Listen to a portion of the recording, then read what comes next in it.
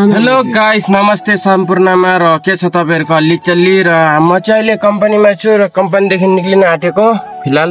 अब देखाउने छु तपाईहरुलाई बाटोको नजारा कस्तो हुन्छ। नाइस रोड हेर्नु होला तपाईहरु भिडियो। र यता दुईजना सँग मसँग जाने हामी चाहिँ निक्लिन आँटेको। फिलहालमा भन्नु पर्दाखेरि अब आज चाहिँ हाम्रो स्टाफ आउनु भएन, यहाँ हाम्रो खुच्चेले स्टाफ बनाइदिएको। के छ कस्तो छ ओइ भाइ, कस्तो छ? र जाँदैछु, बाटोको नजारा देखाउने छु तपाईहरुलाई। कस्तो बाटो भएर जानुपर्छ, नाइस रोड भन्ने जग्गा एउटा दामी छ, त्यो देखाउने छु। र गाइस, हाम्रो कम्पनी चाहिँ यस्तो गाउँको जग्गामा बसेको छ हैन, एकान्त ठाउँमा यस्तो छ। यतातिर चाहिँ हाम्रो कम्पनी भएतिर चाहिँ पुरा गाउँ छ। अब यहाँबाट निक्लेर टाउन जानुपर्ने, हामीहरू गाउँबाट निक्लेर 30 किलोमिटर जस्तो लाग्छ होला। हामी अहिले जहाँ जाँदैछौँ त्यो ठाउँमा पुग्नको लागि। यताको नजारा हेर्दाखेरि के यस्तो छ अब हैन, बिल्डिङ त सबैतिर हुन्छ, यतातिर त अब घरै यस्तै खालको हुन्छ। फिलहाल हामी चाहिँ पुगिसकेका छौँ बानरघट्टा टोल गेटमा हैन। यहाँबाट टक्क चढेर चाहिँ माथिको नजारा देखाउने छु हजुरहरूलाई। हेर्नु होला आजको भिडियो कस्तो हुनेछ हैन। एउटा हातले रेकर्डिङ गर्दैछु। अब यो नजारा देखाउनलाई चाहिँ भाइलाई दिनु पर्यो क्यामेरा, कस्तो देखाउँछ हेरौँ है त। अब र गाइस, हेर्न सक्नुहुन्छ पहाडको नजारा। यस्तो बाटोबाट जान्छौँ हामी चाहिँ हैन।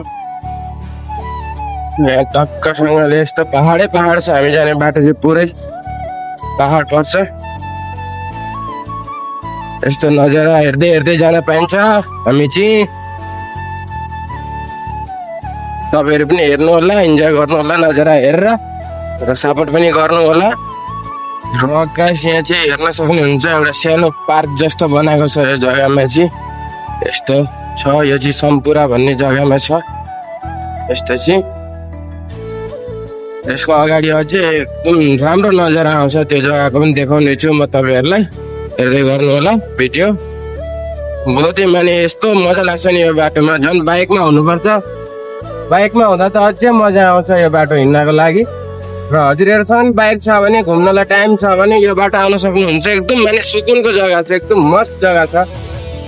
अनि के भन्नु, पुरा हरियाली हरियाली छ सबैतिर, चारैतिर पहाड छ, सब कुछ छ। यहाँदेखि नजारा पनि राम्रो राम्रो हेर्न सक्नुहुन्छ। र यो चाहिँ अहिले जाँदैछु बानरघट्टाबाट यो तुमकुर साइड जाँदैछु।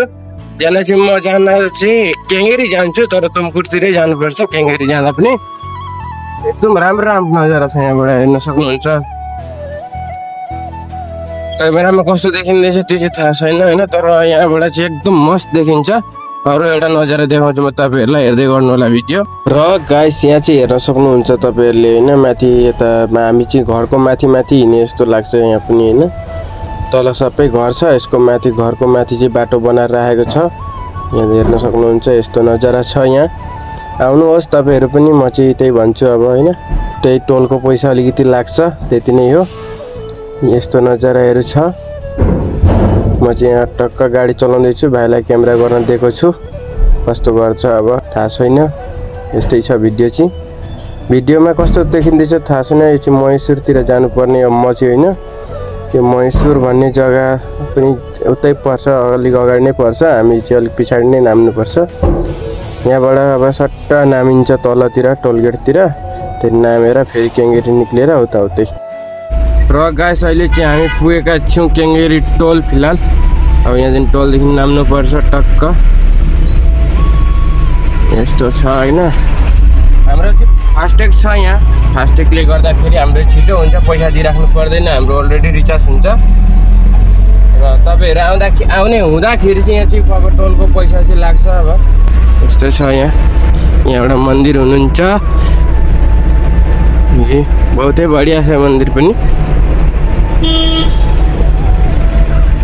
र गाइस, फाइनली म नामिसकेको छु हैन टोलबाट पनि तल। अब यहाँबाट हामी जानुपर्ने चाहिँ बिर्दी साइड हो। यो चाहिँ केङ्गेरी हो, केङ्गेरीको नजारा हेर्नु होला। र यस्तै छ, यहाँ माथिबाट मेट्रो कुद्छ ब्रिजबाट टक्क। र यहाँ तल चाहिँ गाडी कुद्छ सरर।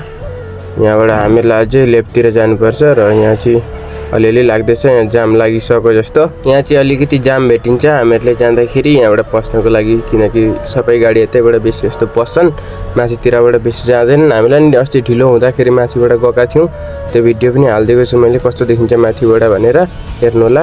अनि गाइस हेर्दा हेर्दै यहाँ अब रात पनि परिसक्यो, भिडियो गर्न पनि त्यस्तै भइगयो दिउँसो यताउता गर्दा गर्दै।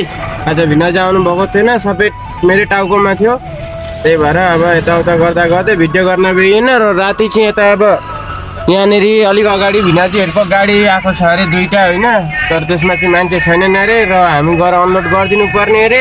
त्यसैको लागि जाँदै थियौँ। जाँदा जाँदै यहाँ चाहिँ होइन बिच बाटोमा यहाँ रेलवे ट्र्याक पर्छ नि त, र यहाँको त्यसको लागि रेलवे ट्र्याक पुरा जाम भएको छ यहाँ, त्यसै लागि यहाँ गाडी उभिएर पुरा बसिरहेको छौँ। अनलोड गर्नेहरू पर्दैछन् उहाँ, हामी चाहिँ यहाँबाट जाँदैछौँ अब। र फिलहालमा हेर्नु पर्दाखेरि अगाडि यो खालको लाइन छ हो, पछाडि हेर्नु चाहनुहुन्छ भने यो खालको छ। र जिन्दगी यस्तै छ, रात परिसक्यो, अहिले 9 बजिसक्यो, र पनि रुम जान पाइएको छैन। आफ्नो काम त सकियो, तर त्यही भिनाजुहरूको गाडी आज कोही कोही बेला चाहिँ यस्तो काम पर्छ होइन, के गर्नु, गर्नै पर्यो, अब गइदिनै पर्यो, गरिदिनै पर्यो। त्यसको लागि जाँदैछौँ अब, गएर हेरौँ। उहाँ 3-4वटा गाडी हुन्छ मेरोसँग, र राम्ररी कस्तो हिसाबले जान्छौँ हामीहरू, तपाईँहरू हेर्दै गर्नु होला। मजा लाग्छ कि बा चारवटा गाडीसँगै हिँड्दाखेरि। र गाइस म चाहिँ फाइनली पुगिसकेको छु यहाँ अनलोड गर्ने जग्गामा। यहाँ एउटा गाडी यो पनि अनलोड भएकै छैन अरे, यहाँ एउटा गाडी छ त्यो पनि अनलोड भएकै छैन अरे। दुईटा गाडी अझै अनलोड गर्नै छ। आज त उही 2-3 बज्छ जस्तो छ, के हुन्छ अब कतिखेर पुगिन्छ कम्पनी थाहै छैन, हेरौँ अब कति बजी पुगिँदो रहेछ। र गाइस अहिले चाहिँ मेरो गाडी फिलहाल अनलोड सनलोड भएर होइन टक्क अहिले 11:30 बज्यो। र यहाँ अब फिलहालमा साइडमा हालेर यहाँ मजाले लक भएन चाहिँ फेरि